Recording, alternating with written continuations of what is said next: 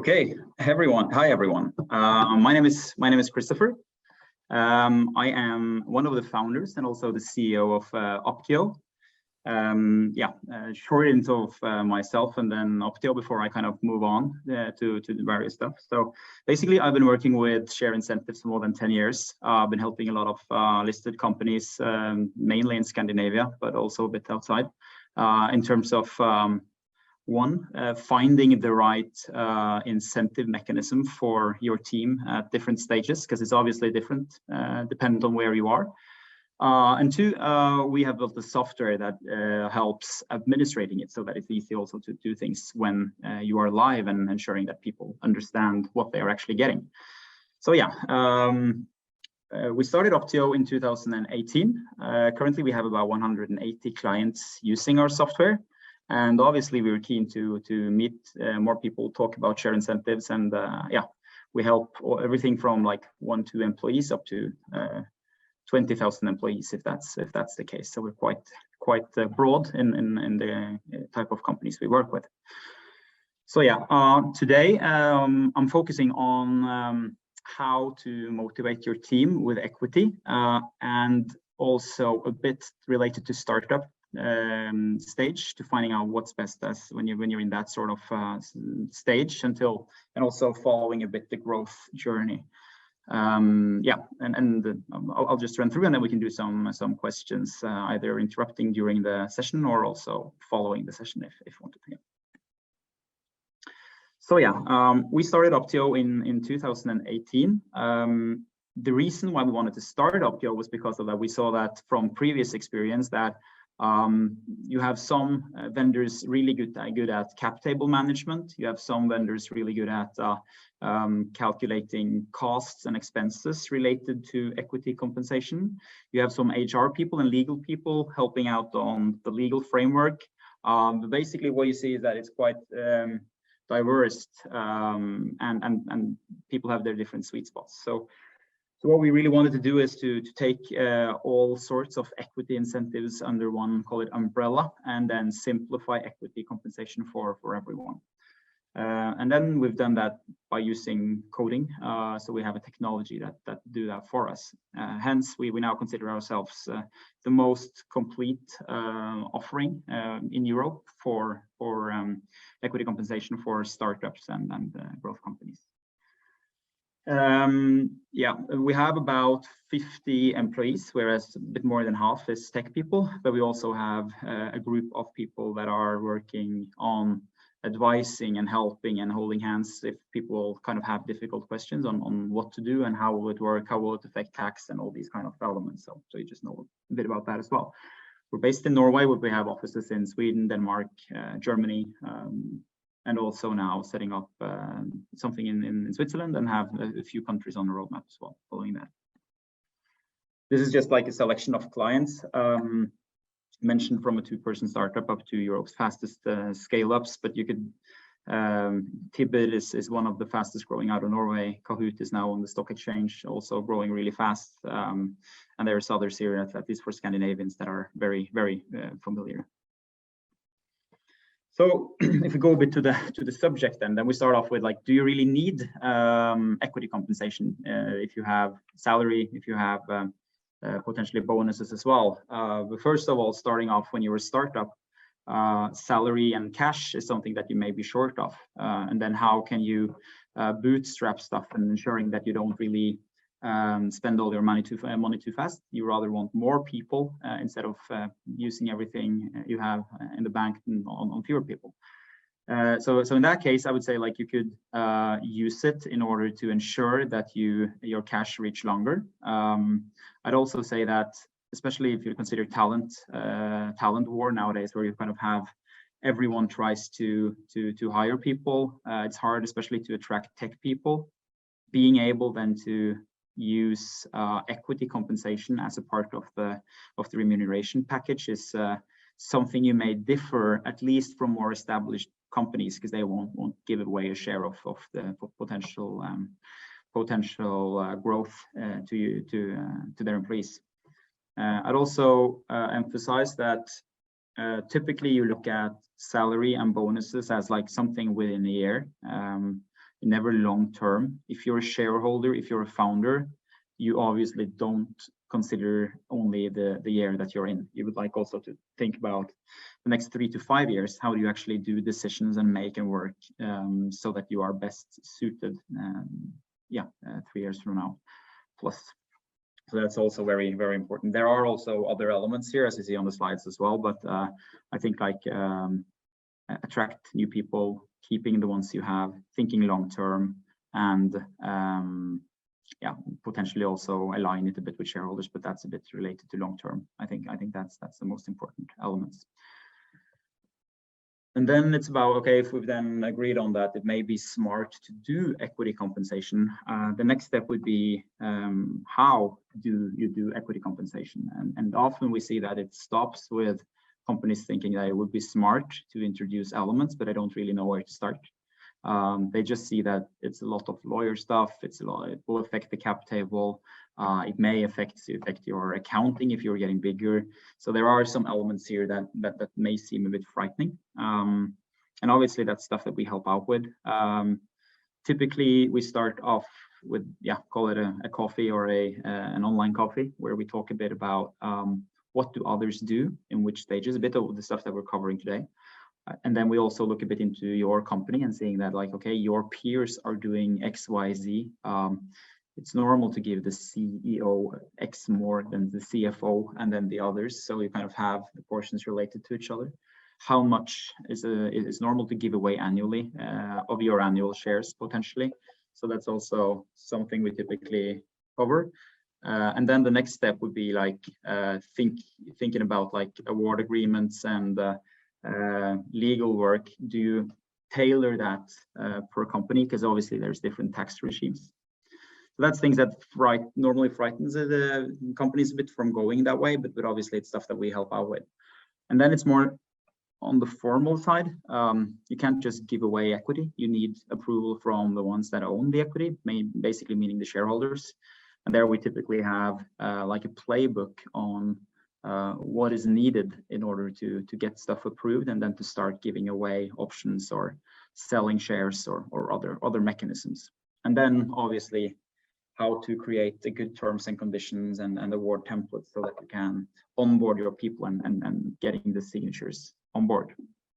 So those two are kind of in the planning and preparation stage. And when you've done that, then you're kind of ready to start to get people on board. Obviously, these stages includes a bit more than what we see here, but it can't be done that easy, that simple. But yeah, when we're going live, it's all about, let's say you have 10 employees, they may get different amount of options, they may have different vesting schedules, difficult term, but different timings that they would need to work there in order to earn the rights to what they will get. And they need to understand what they get. Because it's like, if you give away an option agreement to someone and I don't understand what's in it for them, what can it turn out to? Then you can also ask yourself the question if it's actually worth potentially giving away anything if they don't understand. So then we come to the communication part. So it's also really, really important.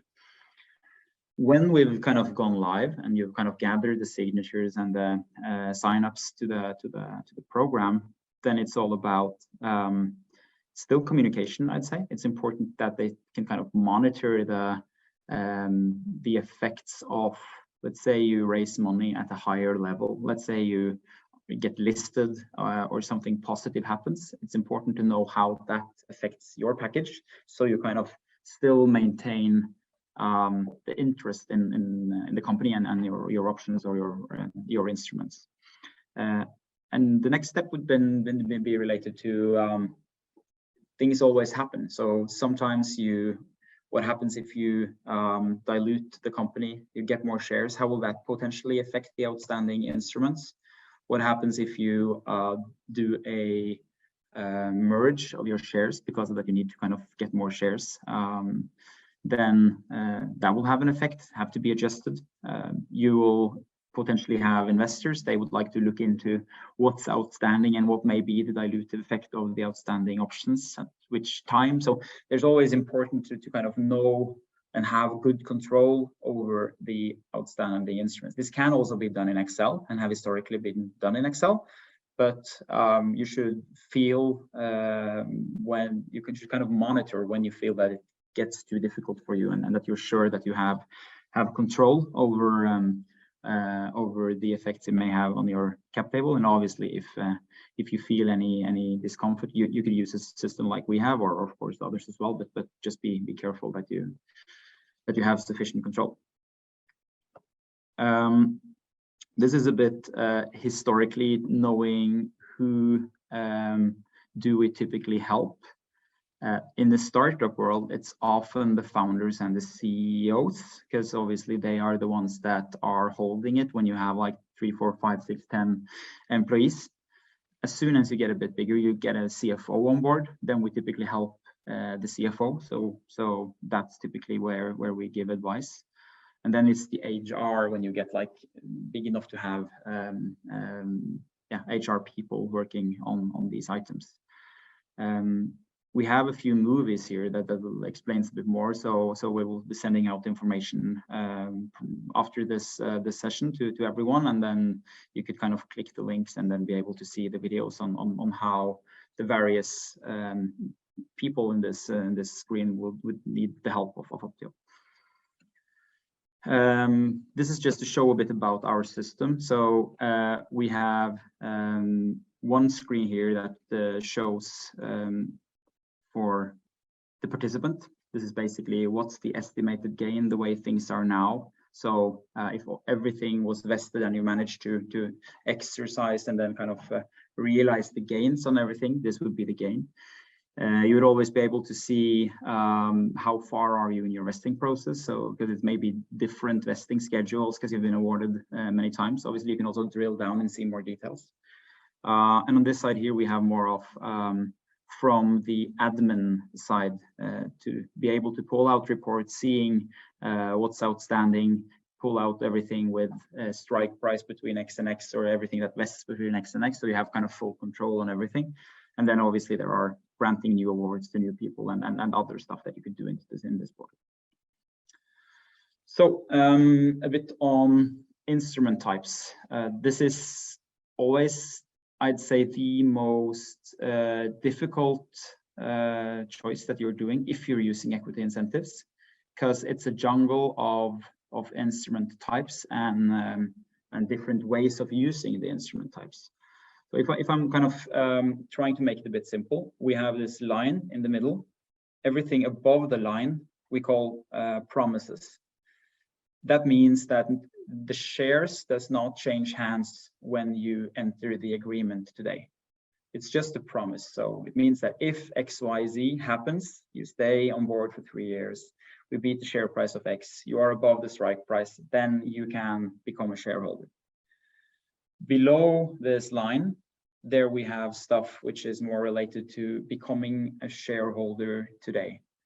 So, and the reason why we separate between these is, of course, because of when do you become a shareholder, but it's often also related to tax. Because in most jurisdictions, giving a promise of something in the future does not give you a tax bill today, and it does not give social security costs to the company today. It only happens when you do some realization and turn it into shares at a later stage with then a value, then that's taxable. It's also taxable for the company. And then people can wonder, why do anyone even want to go below the line? Because you don't want the tax now, but that can be if you are in a case where you would like people to be owners now, you take the cost of buying the shares potentially at a discount or anything like that. You'll potentially also take a tax cost today, but also in most jurisdictions, the gains from when you've transferred the ownership of the share until realization, when you sell the share, it's often covered by what we typically call capital gains tax. And the capital gains tax rate is lower, often lower than the income tax rate. And it's the income tax rate you typically use above here, but again, not before you convert it to shares. So above, we mean advantage, no tax today.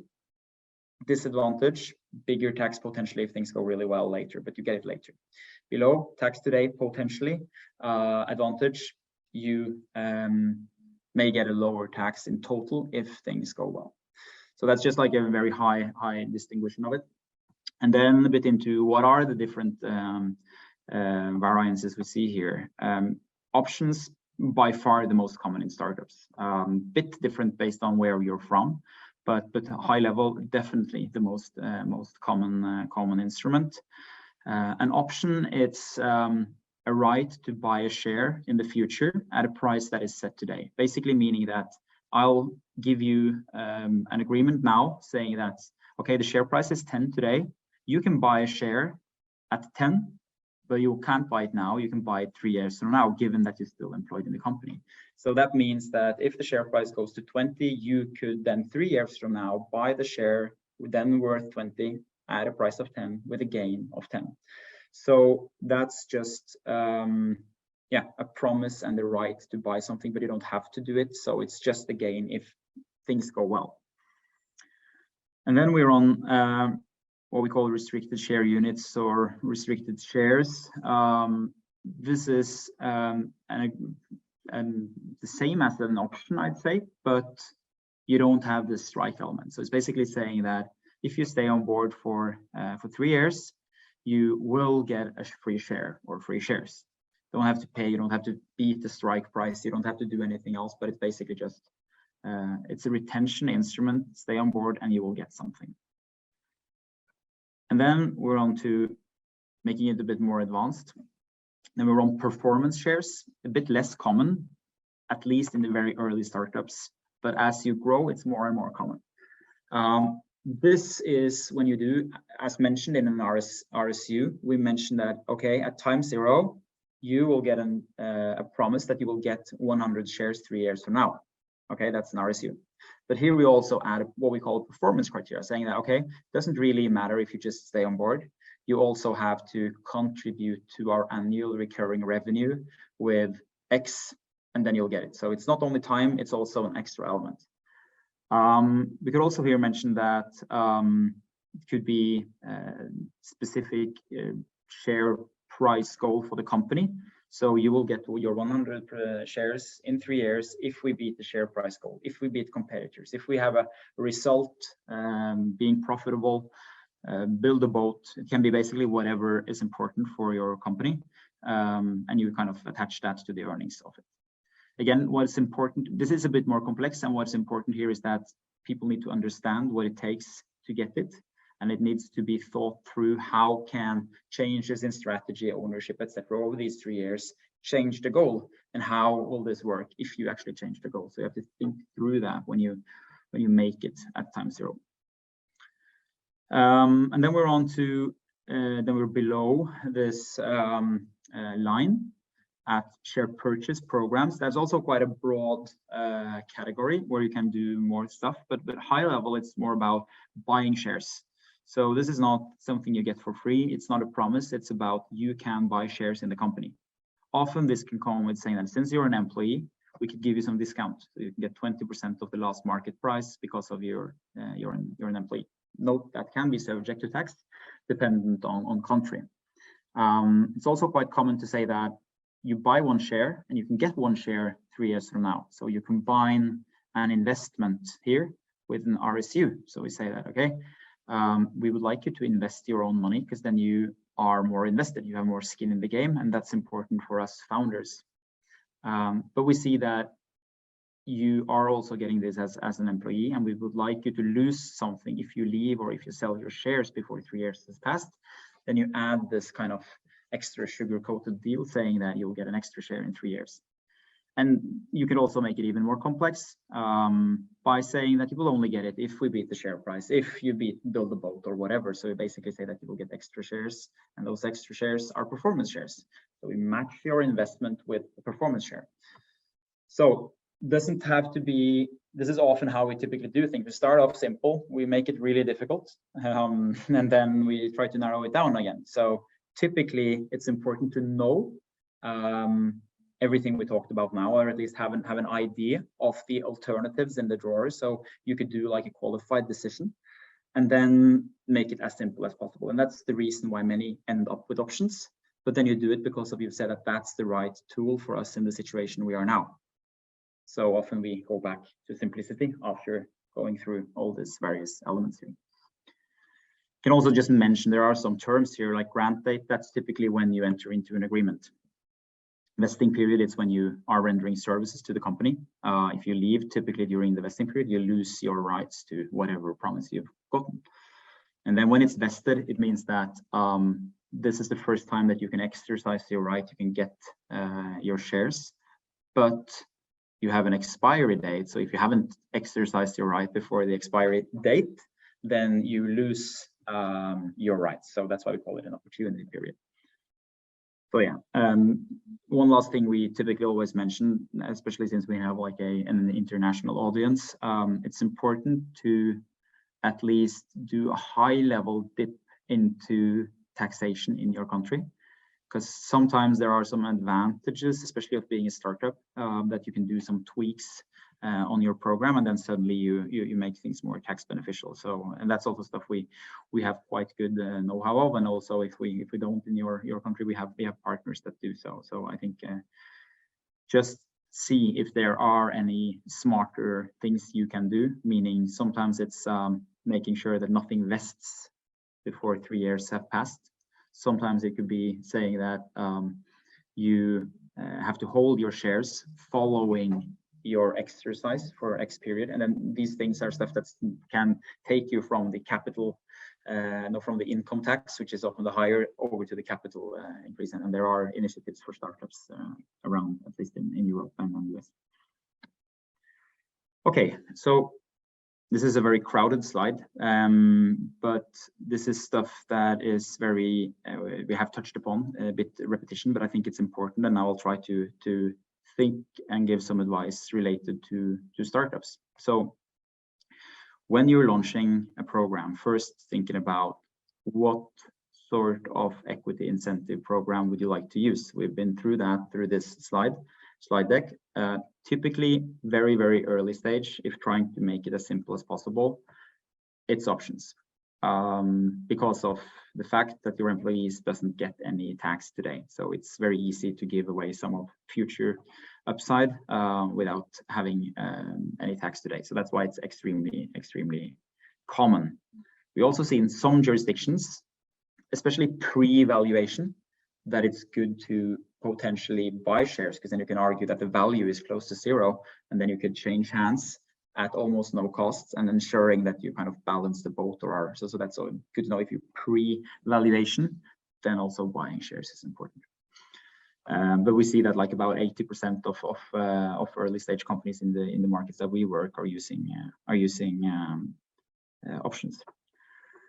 Mentioned country-specific regulations a bit, but let's say Sweden, which is kind of a very close market to Norway, also a lot of good startups here.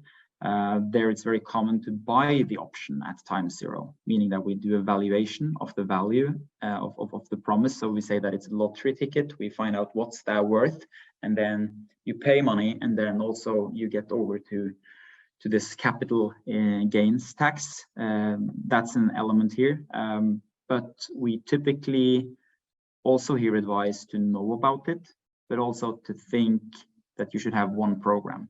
If you are in 5 different jurisdictions, and there are some slight deviations in taxation and how you could maximize the outcome based on various tax jurisdictions, but the strong advice is don't make many country-specific structures. Then it's better to find like a path that works well, that works okay in all jurisdictions, because it gets pretty much close to impossible administrating if you try to adapt to everything. But again, depends on how many people you have in each country. And then it's about how much do you give away? I think that's the question we get most. It's typically in the early stage companies to think of the number of shares you have and to allocate an option pool, meaning a number of potential shares that you can use in connection with the incentive programs. The longer down or the earlier in the stage you are, the higher portion is allocated. There we typically see up to 20-25% as well. That's quite a lot, but we've seen that. And here we advise to say, okay, let's make a long-term plan saying that during the next 3-4 years, we would like to use 20% of the outstanding shares as options.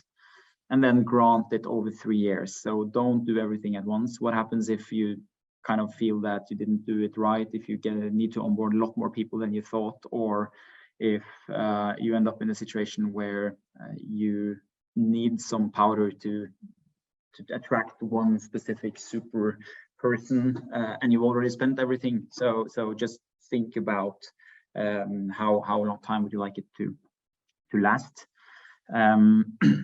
When you get a bit higher on later in the stages, we typically see 15-10%, and like really huge companies, when we're talking listed blue chips, then 5% is often enough of total outstanding instruments compared to the number of shares in the company. Again, here it's not as easy as I say now, because of it's very different if you use options or if you use shares, because it has a different value. But again, if we are to set some rule of thumbs, I'd say 15 and 20% really early stage, and then you kind of go down to about 10 when you are at 15 to 50 employees, and then when you get bigger, then obviously it's also common to not have that much. So cap it at 10%. And then obviously it's also about how much the CEO versus CFO get. That's things that I find a bit difficult to give like a clear advice without looking into total compensation package. How much shares do the various people have from before, etc. But obviously we typically look at CEO, CFO as next level, and then a bit more fraction. But again, this is like, if it's very early startup, it doesn't really matter. Then it's more on to getting the people and to align that with what the shareholders are willing to give away, and it's a case by case setup. Tax consequences for employees and the company. I'll focus a bit now on the company, because there are social security costs related to gains. NIC, it's called in UK.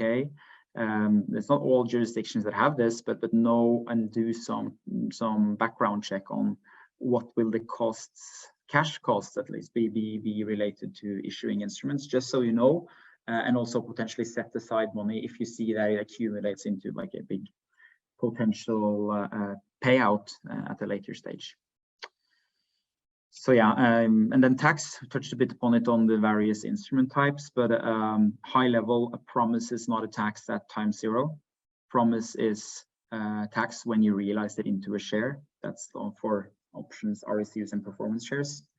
Then it's income tax. So if you have 10 in gain on an option where the share price is 20 and the strike is 20, no, it's 10, and then you have like 10 as the gains, then it's income tax on that 10. That's important to know about, because obviously you don't necessarily have the shares to sell, because it's not a liquid share where you could just sell it on a stock exchange.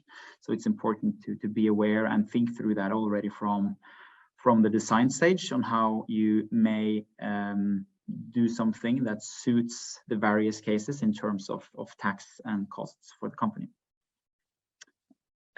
Next item related to communication. Also touched a bit on that earlier as well, but be very careful in ensuring that people understands what they get. Use PDFs, show some examples. If you use a software like we have, you'll be able to just drag and drop this line and seeing what if 1x, 2x, 5x, 10x, what that actually matter, how will that impact your wallet, but ensuring that you can kind of really feel that the people on my team, they know what it can be and they know what it is worth now. Because what you really don't want is that people are being tempted over to another company because they get, let's say, 10,000 euros extra a year, and then they leave, and they actually had unrealized gains at 10 times as much in your company, but they didn't really understand that they lost that. And then knowing that you don't want people just stay there because of the money, but on the other side, you vaccinate for that sort of tempting for just a slightly higher salary. So yeah, again, knowing what they get, it's important, and obviously again, yeah, we help out with that as well. And then it's dilution. people are always a bit afraid of that, because it's like, don't giving away too much. It's the same when you raise money as well. You're a bit protective for your shares, and obviously you should be as well. But I think the most important part here is also knowing what sort of effects it may have on your dilution. And obviously, if you give 10% away as potential shares in an option program, you have to dilute 10% of your shares. You also have to think about that you will get money in. So that money that you get in, if it was a market, you could buy shares for that sort of money. So it's basically just the gains that are diluted. So, but here as well, knowing what sort of dilution can we expect, and what sort of dilution should we ask for, and what sort of impact will it have later as well, and being able to model that, and also to show it to later boards and investors that this is the potential impact that these options will have on the company's cap table. Yeah, again, needless to say, we assist in that as well. We like to say that we ensure that companies already from early stage are IPO ready when it comes to the incentive programs, and that's like when the investors come and they would like to see all sort of data. It may be a bit troublesome to look into Excels with various activities in your cap table. With our system, we could just export data, we could give guest access or whatever, so that's easy to get a hold of what's outstanding of options or other instruments that will have an impact. And that will help with the deal process a lot, and it also kind of gives a sense of professionalism, and that you have order in your stuff, basically. The last item we have here is related to financial reporting. This comes a bit later, typically when you pass like 50 to 100 employees, when you start thinking that IPO may be a next step. Then you also need to have in your accounts that these instruments have a cost. So you need to calculate the value of the instruments when you grant it, and you need to spread the costs over the vesting period. Won't spend much time on that now, because for most here it's a bit premature, but also knowing that by starting off by using a good system from time zero, the process that you have to do if you convert to financial reporting and valuations later is more like activating some stuff instead of having expensive consultants looking into all your historical sheets, restating the last 3 years, etc. So it's important to know that it may be an element down the road for later. So yeah, back a bit to what Optio can do in this sort of process. I'd say that we could start off here. We could help on simulating what would the effects be in all various scenarios. We ensure that it's easy to go live and create 100 agreements as simple as one. That means that the participants can see what they get and when, and accept it in the system, and keeping track of where it is from day one, again, not forgetting it in the drawer. You could track the value during the lifetime. Every time there's an event, you can see what's the value of it. If you, at a later stage, grow, or you would like to do some secondary transactions, sell some shares, exercise options, sell shares to cover tax, we typically also facilitate and have solutions helping out on that as well. And then we're on the financial reporting part, mentioned a bit later down the road, but it's good to know that when you get there, the system also handles that. I think that was like fast forward, call it a crash course of equity incentives, why we use it, instrument types, and how to go live with it. Obviously, there's more stuff here, but yeah, we're always happy to answer, and we will also send out various stuff following this. And again, now it's good to just do questions. Yeah. Great, Christoffer. Thank you very much for the presentation. Really enjoyed it. Actually, I learned a lot. So yeah, let's get on to the questions. We have a few questions from the audience. I guess my first question for you is, you're based in Norway. It seems that in the United States, employee incentives are really common, and then you have Scandinavia, and then the rest of Europe is just kind of catching up. It's becoming more and more common. Is that true, or am I wrong? No, I think you're onto something there. Definitely, it's very common in the US, and it's been for quite a long time. If you look at statistics, it's also very common in Norway. And typically, Norway programs go a bit broader. Sweden is really kind of high up there because of they've had like a huge startup stage for quite a long time and did quite well using it. And then obviously that spreads around because many people have exits, and then they kind of introduce that in their companies as well. There are in some countries, it's some obstacles still that makes it a bit difficult. So in Germany, you have some notary demands that makes it a bit difficult. In Switzerland, you have some valuation mechanisms that makes it a bit more difficult. Doesn't mean that it's in any way less useful, but the threshold is a bit higher.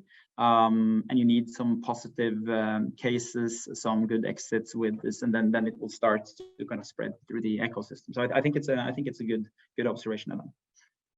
And probably the most common question I hear when I Google share incentives is how much should I give away? So we actually have a question from Vladislav. How does the equity sharing amount change during startup growth? For example, I think he's saying how much should you give away in the idea stage, the growth stage, and so on? Yeah. I think that's, as you mentioned, one of the most common questions we get as well. And it's also a bit difficult to answer it because it depends on your existing team and how important, if you're a single founder and you really need 3, 4, 5, 6 people to kind of add on to the team, I think you should expect to give away more. But it's still called equity incentives because you give away some shares and you would need some vesting or some clawback or some mechanism so they don't leave and sit with your shares. So in that case, you can get up to like 50, 60, 70%, right? But if you take that aside and think more like, okay, you have the founder team and the key setups ready, and then you're looking to hire, then I'd say 20, 25% would be on the higher edge. Then you're like really up there. But as I mentioned during also the presentation, think long term. Don't do the 25% now because you may need more next year. So think about what you need over the next 3 to 5 years. Make a plan. Talk with advisors, finding out how do you play it, and ensuring that you are rigged for everything going forward. Yeah. Great, and we have a question. So I think a lot of startups are strapped for cash. 99% of startups are they have a lack of cash. Yeah. And there's a lot of people who could be CTOs and they're happy to work for less of a salary if they get some shares. Do you think that's the biggest reason why companies do share incentives? Yeah, I think definitely in the startup stage, definitely, because I'd say it's a bit like, why should you go working for a startup if you can work for an established company?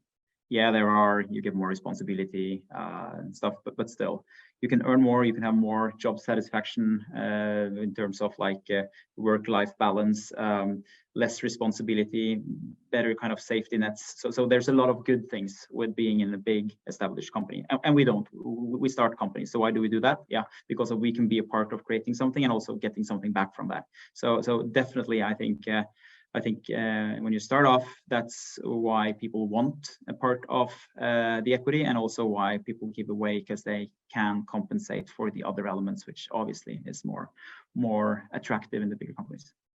Yeah, and we have a question from Donna. Is it common to give non-voting right shares to employees? I have seen some cases where all shares had voting rights and it caused problems, but are people expecting voting rights? This is also we've seen a bit different from country to country here. I'd say that our advice would always be try to make it as simple as possible. Keep with one share class as long as you can, meaning that, yeah, the employees get voting rights as well, but you would remain controlled because of that you have more. But when you get into a bigger company and you get other investors in, things obviously get more complicated, but we try to avoid going there before you really need it. So I'd rather say than to flip it around, saying that starting off with, do you have a good reason for why do it? If not, then don't do it. Yeah. Yeah, and we had another question. from Pavel. Does Optio Incentives have any kind of trial period to test its functionality? Yeah, I'd say that yeah, definitely we have.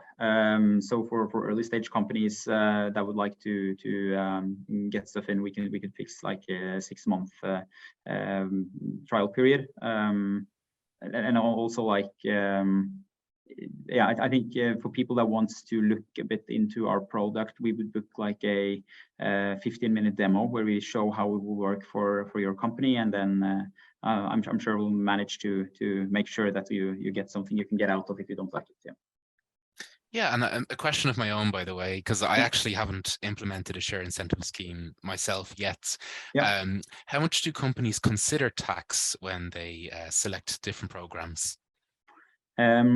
They consider tax, definitely. And I think the most important reason why you should do it in a startup is because of that there are some tax beneficial programs in many countries. So you need to know about them, because it's sometimes a bit stupid not to tailor and do some small tweaks just to be aligned with it. And then it's suddenly a lot more tax beneficial for your employees.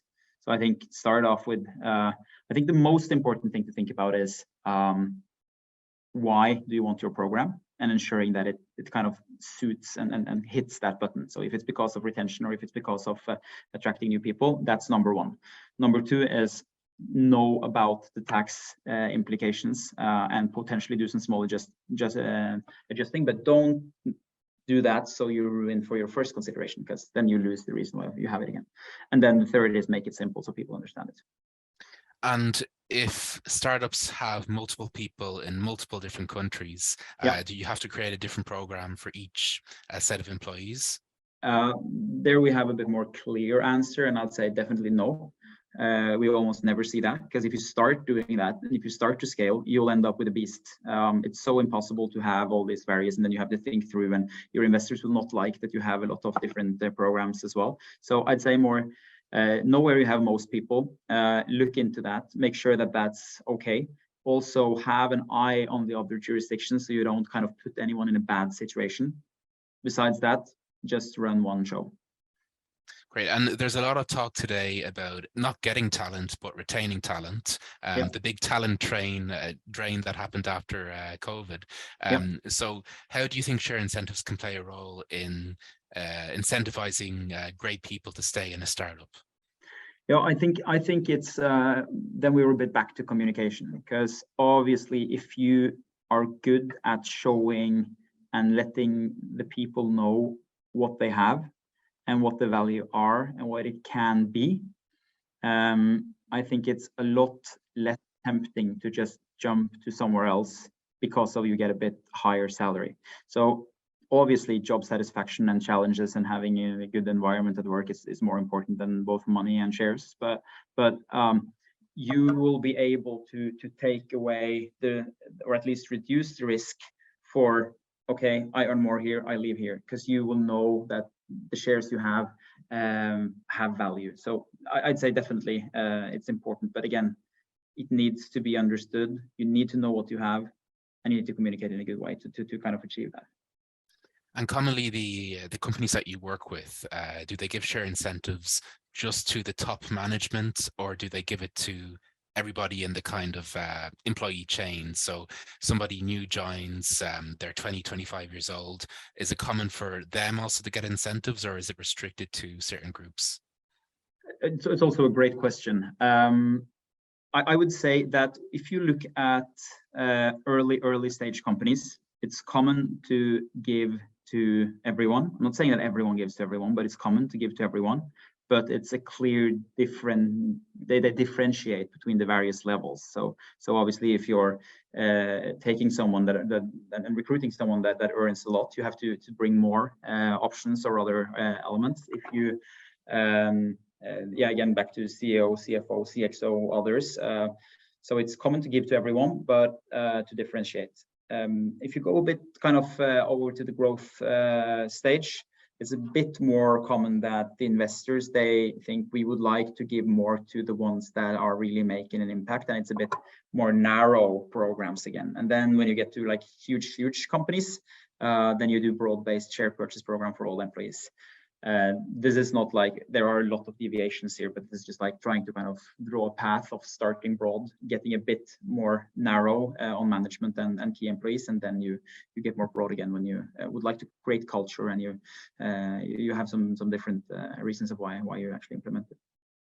Great. And could you explain what a vesting schedule is? It sounds like somebody's in the company for 1 year, 3 years, 5 years. They get more shares or more payments at certain stages. Is that it? Yeah. So if Okay. you try to make it, I can try to make it a bit simple. It's basically saying that vesting, if you change that with service period, it's just as easy. Someone may say that it's two different things, but to make it simple, it's the same. And that means that, let's say I give you an award of 300 options. And then I say, okay, the vesting schedule related to these 300 options is 100 will vest after 1 year. And then 100 more, so accumulated 200 will vest after 2 years. And you will have to remain here for 3 years to get the last 100 options vested. So it's a way of explaining when or how long do you have to work to get the various shares or options or whatever. Great, and we have more questions in the Q&A. I'll start with the shortest one from Aravind. So like Safety, we also have template agreements for team as well, which can be altered to specific needs. Yeah, if I understand it correctly, we have like templates in terms of different instrument types with the like award agreements, so that we would provide that to our clients so that they ensure that they are kind of compliant and it's legally right as a binding agreement. And then obviously it's typically we need to have a talk, or we don't need, but it's advisable to have a talk with the company that we work together with, and then find out what do they want. Do they have some specific items here? And then we do some tweaks, but that's not a lot necessarily. And if you compare it with working with lawyers, we like lawyers and work a lot with lawyers, but still, if you go to a lawyer and start off from scratch, they will obviously have a different model than us. We believe in investing time with early stage companies because they will grow. So we don't kind of charge a lot at the start. We just become friends, and then hopefully it's a win-win for both 3, 4, 5 years from now. Yeah, exactly. Yeah, they do well, you do well. So we have another question from Vladislav. I think to summarize it, I hope I'm saying it well. What part of equity is it better to share from idea stage to pre-seed stage and so on? If you kind of are to say where it's better to give away, I would have say it's important to be able to give away. I'd say that all stages that we talk about here, it's important to have it as a tool, because at really, really early stage, I may say that it's most important, because I don't think you will manage to recruit best people really early stage if you're not willing to give away parts of your company, because then others will, and the best talents will go there. So I'd say if having to prioritize which stage is more important, I'd say earlier the more important, absolutely. Great, and we have a question from Donna. Does your system calculate what you need to report to the tax office? Can it calculate the tax if you put in the rates so you can compare scenarios for your employees? Yeah, so what we do here is that we're always a bit careful with tax, because obviously it's a lot of different countries, and sometimes it's based on how much you've earned during the year of the regular salary, etc. as well. But we always calculate the tax basis. So you will be given this is the tax basis, and then you may apply the rate yourself. We have clients as well where we have like you enter your own tax rate and you will see, but we don't have like a feed into the salary system, so we can't really get your actual tax rate. But besides that, we do it, yeah. Yeah, and we have a question for Diane.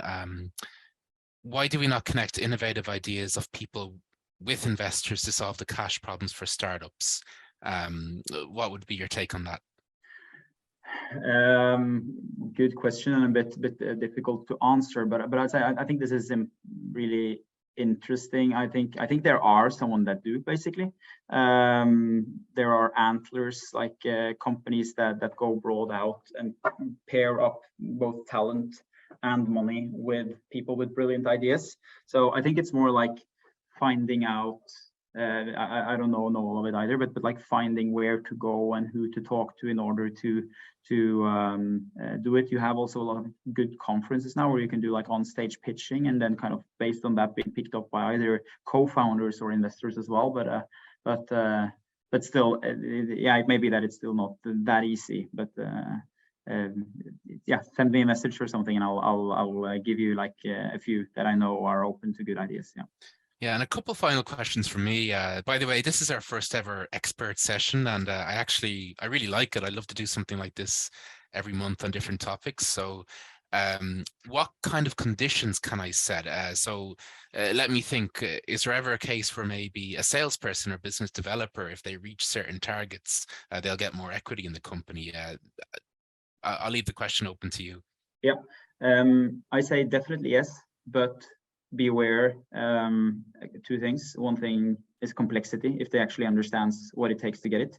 Number two, what happens if the company prioritizes differently? Will then that salesperson be angry because he couldn't really complete and get to the goals because of other prioritizations? So you need to understand those things. That said, say you open up a new office in Norway, if you do that, Adam, and you would like to ensure that that person gets X revenue from the Norwegian office, and then saying that if you get X revenue in the next 3 years, you will get 5% of the company. Definitely, because that's like, if you don't get that, you haven't deserved it, and then you don't get the shares. You still have your salary, but you don't get the extra super performing shares. So I'd say if you're clear on the goal and that you're sure that will stay for the measuring period, yeah, shoot, I think that's good. Great. Now, I suppose to end, could you explain a bit then what Optio incentives does exactly, and what considerations you take into account? Yeah, if you look at Optio as a company, we've also like built from scratch. We've bootstrapped the company now, being closer to 50 people on board. What we typically do is everyone that starts in the company as employees, they will get call it a smaller option package. It's not what will make any of them like really rich, but it's an introduction to options, and also if things go really well, it will be like a significant payout. But we also have another program. So each year we have like an awarding process, so that what we call key employees, key contributors, those that we really can't miss, they will get like a bigger chunk, and then it can be a reach to get into that portion. You have to make yourself irreplaceable in a way, or at least worth a lot. And then in addition to those elements, we also have a share purchase program. So we do like 2% of the shares a year acquired can be bought by employees, and we set investment targets based on levels. So we do a bit of onboarding options, high performance options, and share purchase, so everyone can become owners and be a part of the journey if they want that. Brilliant. And actually, final question, in Optio's incentives, how have you actually done it yourself? So I can see you're a co-founder. I assume you're one of 2 or 3 or 4 people. So there's obviously sharing shares there. And then how have you done the whole structure for the entire organization? Yeah, the most important cases on our side when we started was to think that everyone that works here need to understand options. Call it dog fooding, and that's why we kind of gave out we give about 2% a year in options, and that's kind of divided into startup options, and that's like a really 3-year vesting. So you start off, you have to really stay here for 3 years, and then you'll be able to buy the shares at the price at time 0. So everyone gets that, and then once a year we do a nomination process where we have 10-15 people of the top performers that will get something extra. So that's and then accumulated that turns into 2%. And in addition to that, we do a 2% of the shares where people buy shares at about 30% discount, but those shares cannot be sold for 3 years. So that's like the package that we have now, but it may change going forward as well. But for the stage we've been now, we feel that we've covered that people come with their own money, being well invested and have skin in the game, but still we increase the upside with using options. So yeah, and we feel that we've so far gotten good feedback on that, but always open to suggestions and potentially changing it as we develop as a company as well, because then we have to develop our program as well. Yeah. Brilliant. Well, thank you, Christopher. This is going to be featured in our first ever newsletter sometime next month, hopefully sooner than later. If anybody wants to talk with Christopher, I'll share the Optio Incentives website now in the chat box. And yeah, I'm really grateful to everyone who came today. Really interesting to do this kind of masterclass idea for the first time. Cool, and great being here, Adam. I appreciate your efforts, and it's really impressive what you're doing. Yeah. Yeah, thank you. And we have people today from Ireland, the Netherlands, Pakistan, I think, lots of different places. So it's a good mix across the world, not just Europe. Cool. Cool. Okay, enjoy the evening. See you guys. Thank you so much. Have a nice evening.